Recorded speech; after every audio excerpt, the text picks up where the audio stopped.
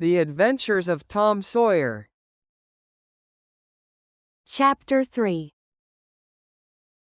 Tom presented himself before Aunt Polly, who was sitting by an open window in a pleasant rearward apartment, which was bedroom, breakfast room, dining room, and library, combined. The balmy summer air, the restful quiet, the odor of the flowers, and the drowsing murmur of the bees had had their effect. And she was nodding over her knitting, for she had no company but the cat, and it was asleep in her lap. Her spectacles were propped up on her grey head for safety. She had thought that of course Tom had deserted long ago, and she wondered at seeing him place himself in her power again in this intrepid way. He said, "Mayn't I go and play now, Aunt?" "What, already? How much have you done?" "It's all done, Aunt." "Tom, don't lie to me, I can't bear it." "I ain't, Aunt. It is all done." Aunt Polly placed small trust in such evidence. She went out to see for herself, and she would have been content to find 20% of Tom's statement true. When she found the entire fence whitewashed, and not only whitewashed but elaborately coated and recoated, and even a streak added to the ground, her astonishment was almost unspeakable. She said, "Well, I never. There's no getting round it, you can work when you're a mind to, Tom." And then she diluted the compliment by adding, "But it's powerful seldom you're a mind to, I'm bound to say. Well, go, long and play. But mind you get back some time in a week, or I'll tan you." She was so overcome by the splendor of his achievement that she took him into the closet and selected a choice apple and delivered it to him, along with an improving lecture upon the added value and flavor a treat took to itself when it came without sin through virtuous effort. And while she closed with a happy scriptural flourish, he hooked a donut. Then he skipped out, and saw Sid just starting up the outside stairway that led to the back rooms on the second floor. Clods were handy and the air was full of them in a twinkling. They raged around Sid like a hailstorm, and before Aunt Polly could collect her surprised faculties and sally to the rescue, 6 or 7 clods had taken personal effect. And Tom was over the fence and gone. There was a gate, but as a general thing he was too crowded for time to make use of it. His soul was at peace, now that he had settled with Sid for calling attention to his black thread and getting him into trouble. Tom skirted the block, and came round into a muddy alley that led by the back of his aunt's cow stable. He presently got safely beyond the reach of capture and punishment, and hastened toward the public square of the village, where 2 military companies of boys had met for conflict, according to previous appointment. Tom was general of one of these armies, Joe Harper a bosom friend general of the other. These 2 great commanders did not condescend to fight in person, that being better suited to the still smaller fry, but sat together on an eminence and conducted the field operations by orders delivered through aides de camp. Tom's army won a great victory, after a long and hard-fought battle. Then the dead were counted, prisoners exchanged, the terms of the next disagreement agreed upon, and the day for the necessary battle appointed. After which the armies fell into line and marched away. and Tom turned homeward alone. As he was passing by the house where Jeff Thatcher lived, he saw a new girl in the garden. A lovely little blue-eyed creature with yellow hair plaited into 2 long tails, white summer frock and embroidered pantalettes. The fresh-crowned hero fell without firing a shot. A certain Amy Lawrence vanished out of his heart and left not even a memory of herself behind. He had thought he loved her to distraction.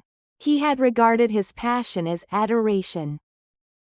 And behold, it was only a poor little evanescent partiality. He had been months winning her. She had confessed hardly a week ago. He had been the happiest and the proudest boy in the world only 7 short days. And here in one instant of time she had gone out of his heart like a casual stranger whose visit is done. He worshipped this new angel with furtive eye, till he saw that she had discovered him. Then he pretended he did not know she was present, and began to show off, in all sorts of absurd boyish ways, in order to win her admiration. He kept up this grotesque foolishness for some time, but by and by, while he was in the midst of some dangerous gymnastic performances, he glanced aside and saw that the little girl was wending her way toward the house. Tom came up to the fence and leaned on it, grieving, and hoping she would tarry yet a while longer. She halted a moment on the steps and then moved toward the door. Tom heaved a great sigh as she put her foot on the threshold. But his face lit up, right away, for she tossed a pansy over the fence a moment before she disappeared. The boy ran around and stopped within a foot or 2 of the flower, and then shaded his eyes with his hand and began to look down straight as if he had discovered something of interest going on in that direction. Presently he picked up a straw and began trying to balance it on his nose, with his head tilted far back, and as he moved from side to side in his efforts, he edged nearer and nearer toward the pansy. Finally his bare foot rested upon it. His pliant toes closed upon it, and he hopped away with the treasure and disappeared round the corner. But only for a minute. Only while he could button the flower inside his jacket. Next his heart, or next his stomach, possibly, for he was not much posted in anatomy. And not hypercritical, anyway. He returned, now, and hung about the fence till nightfall, showing off, as before. But the girl never exhibited herself again, though Tom comforted himself a little with the hope that she had been near some window, meantime, and been aware of his attentions. Finally he strode home reluctantly, with his poor head full of visions. All through supper his spirits were so high that his aunt wondered what had got into the child. He took a good scolding about clotting Sid, and did not seem to mind it in the least. He tried to steal sugar under his aunt's very nose, and got his knuckles rapped for it. He said, "Aunt, you don't whack Sid when he takes it." Well, Sid don't torment a body the way you do. You'd be always into that sugar if I weren't watching you. Presently she stepped into the kitchen, and Sid, happy in his immunity, reached for the sugar bowl, a sort of glorying over Tom which was well nigh unbearable. But Sid's fingers slipped and the bowl dropped and broke. Tom was in ecstasies. In such ecstasies that he even controlled his tongue and was silent. He said to himself that he would not speak a word. Even when his aunt came in, but would sit perfectly still till she asked who did the mischief. And then he would tell. And there would be nothing so good in the world as to see that pet model catch it. He was so brimful of exultation that he could hardly hold himself. When the old lady came back and stood above the wreck discharging lightnings of wrath from over her spectacles, he said to himself, "Now it's coming." And the next instant he was sprawling on the floor. The potent palm was uplifted to strike again when Tom cried out, "Hold on, now, what are you belting me for? Sid broke it." Aunt Polly paused, perplexed, and Tom looked for healing pity. But when she got her tongue again, she only said, UMF. Well, you didn't get a lick amiss, I reckon. You been into some other audacious mischief when I wasn't around, like enough. Then her conscience reproached her, and she yearned to say something kind and loving. But she judged that this would be construed into a confession that she had been in the wrong. And discipline forbade that. So she kept silence, and went about her affairs with a troubled heart. Tom sulked in a corner and exalted his woes. He knew that in her heart his aunt was on her knees to him. And he was morosely gratified by the consciousness of it. He would hang out no signals, he would take notice of none. He knew that a yearning glance fell upon him, now and then, through a film of tears, but he refused recognition of it. He pictured himself lying sick unto death and his aunt bending over him beseeching one little forgiving word. But he would turn his face to the wall, and die with that word unsaid. Ah, how would she feel then? And he pictured himself brought home from the river, dead, with his curls all wet, and his sore heart at rest. How she would throw herself upon him, and how her tears would fall like rain. And her lips pray God to give her back her boy, and she would never, never abuse him any more. But he would lie there cold and white and make no sign, a poor little sufferer, whose griefs were at an end. He so worked upon his feelings with the pathos of these dreams that he had to keep swallowing. He was so like to choke, and his eyes swam in a blur of water, which overflowed when he winked, and ran down and trickled from the end of his nose. And such a luxury to him was this padding of his sorrows, that he could not bear to have any worldly cheeriness or any grating delight intrude upon it. It was too sacred for such contact, and so, presently, when his cousin Mary danced in, all alive with the joy of seeing home again after an age-long visit of 1 week to the country, he got up and moved in clouds and darkness out at one door as she brought song and sunshine in at the other. He wandered far from the accustomed haunts of boys, and sought desolate places that were in harmony with his spirit.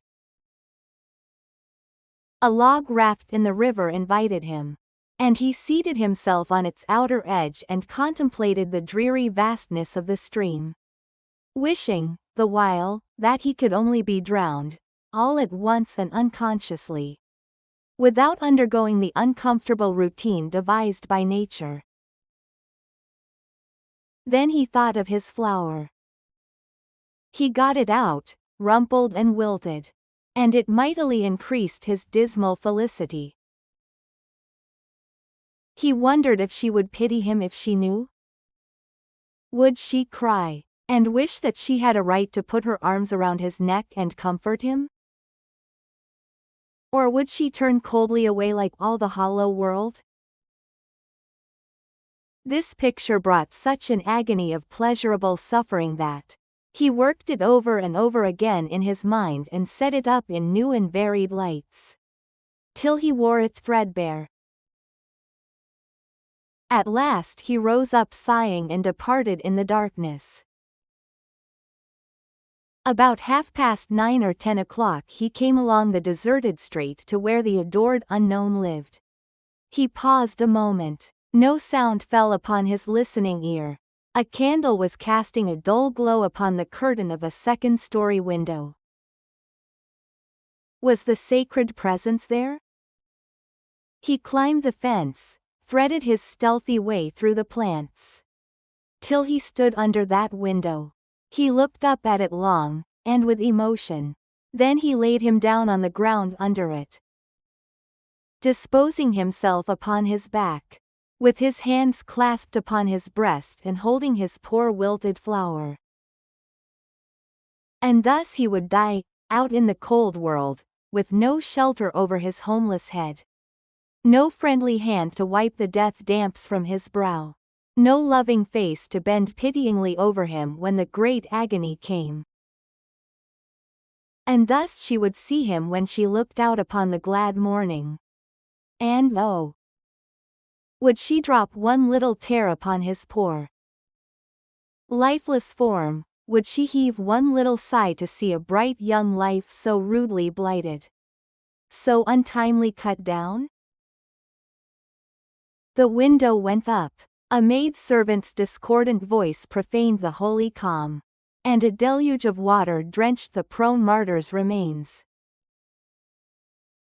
The strangling hero sprang up with a relieving snort.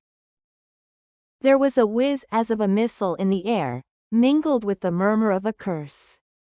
A sound as of shivering glass followed. And a small, vague form went over the fence and shot away in the gloom. Not long after, as Tom, all undressed for bed, was surveying his drenched garments by the light of a tallow dip, Sid woke up, but if he had any dim idea of making any references to illusions, he thought better of it and held his peace, for there was danger in Tom's eye. Tom turned in without the added vexation of prayers, and Sid made mental note of the omission. 톰 소여의 모험 제3장을 마칩니다.